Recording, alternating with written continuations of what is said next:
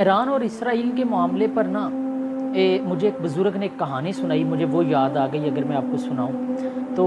ایک کسان تھا، وہ کسان نا گھر پہ نا ایک کڑکی لے کے آیا۔ کڑکی اس ایک ٹول کو کہتے ہیں جو چوہا پکڑنے کے لیے گھروں میں استعمال کی جاتی ہے۔ تو وہ جب گھر پہ لے کے آیا تو اس نے لا کے اپنی گھر والی کو دی، اپنی بیگم کو، کہ یہ لگا دینا تو جو گھر میں جو چوہا ہے نا وہ پکڑا جائے گا۔ اب جو چوہا ہے نا وہ ڈر گیا۔ اب وہ اس گھر میں نا ایک مرغا تھا، اس مرغے کے پاس گیا، اسے کہتا ہے بھائی گھر پہ آ گئی ہے کڑکی، اب اس کڑکی سے تمہاری جان کو خطرہ ہے۔ مرغا ہنسنے لگ گیا اور چھلانگے مارتا ہوا چلا گیا۔ چوہا بڑا پریشان ہوا۔ خیر چوہا اس کے بعد نا انہی کے گھر پہ ایک بکرا تھا، اس بکرے کے پاس گیا۔ بکرے کو کہتا ہے کہ بھائی گھر پہ کڑکی آئی ہے اور نا اس سے نا تمہاری جان کو خطرہ ہے اور میری جان کو بھی خطرہ ہے۔ وہ بکرا بڑا نا کہے لگا کے ہنسا اور کہتا ہے جا بھائی اپنا کام کر، اصل میں تیری اپنی جان پھنسی ہوئی ہے، پریشان تو ہے، بھاگتا پھر رہا ہے، ہماری جان کو کیا خطرہ ہے، کڑکی سے ہمیں کیا لینا دینا۔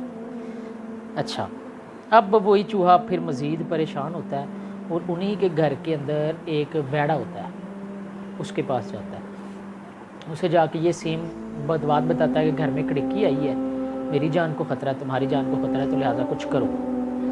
وہ بھی ایسی ریئیکشن دیتا ہے، ہنستا ہے، کہہ لگاتا ہے اور کہتا ہے جا اپنا کام کر، جا کے کڑکی تو میرے پاؤں کے نیچے آ جائے تو اس کے 10 ٹکڑے ہو جائیں، اور تو آ کے کہہ رہا ہے کہ میری جان کو خطرہ ہے اس سے۔ چوہا آ جاتا ہے، وہ بڑا پریشان ہوتا ہے۔ کسان کی جو بیوی ہوتی ہے نا جی، وہ نا اس کڑکی کو رات کے ٹائم لگاتی ہے چوہا پکڑنے کے لیے، اور ہوتا یہ ہے کہ ایک دیوار سے ایک سانپ اترتا ہے، وہ اس کڑکی کی طرف جاتا ہے، اندھیرا ہوتا ہے اور وہ اس کڑکی میں پھنس جاتا ہے۔ اس کڑکی کے گرنے کی جب آواز آتی ہے تو کسان اٹھتا ہے اس غرض سے کہ میں اس کے اندر جو چوہا ہے اسے نکالوں۔ وہ اپنا ہاتھ بڑھا کے کڑکی پکڑنے لگتا ہے تو وہ سانپ نا اس کو ڈس لیتا ہے اور وہ چیختا ہے، تو اتنے میں وہ اس کی بیگم آ جاتی ہے، وہ روشنی کرتی ہے تو پتہ چلتا ہے جی سانپ نے ڈس لیا۔ حکیم کو بلایا جاتا ہے، حکیم اس کا علاج کرتا ہے اور حکیم اسے کہتا ہے جی نا اس کو نا دیسی مرغ کی یخنی پلانی۔ اب جب مالکن اس مرغے کے پیچھے ہوتی ہے تو مرغا یاد کرتا ہے یار اس چوہے نے کہا تھا کہ تمہاری جان کو خطرہ ہے اور میں ہنس کے بھاگ گیا تھا۔ خیر اس مرغے کو پکڑا جاتا ہے اور اس کو ذبح کر دیا جاتا ہے۔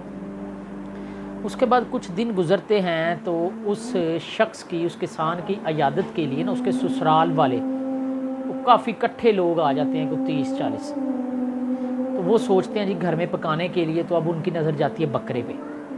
اب وہ اس بکرے کی طرف جب بڑھتے ہیں اس کو پکڑنے کے لیے، ذبح کرنے کے لیے، پھر بکرا سوچتا ہے کہ یار اس چوہے نے کہا تھا کہ تمہاری جان کو خطرہ ہے۔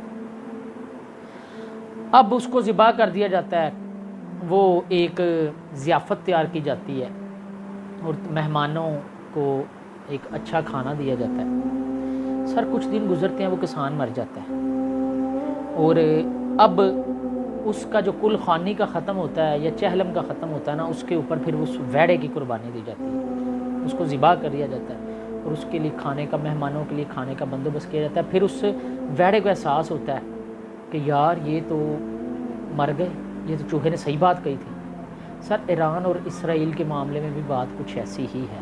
وہ اگر آپ نے دیکھا ہو نا، جب گوشت لینے جائیں نا مرغیوں والی دکان سے، تو وہ جو ذبح کرنے والا ہوتا ہے نا، وہ اس طرح پنجرے کو کھولتا ہے، کھول کے نا اندر سے وہ ایک مرغی کو نکالتا ہے۔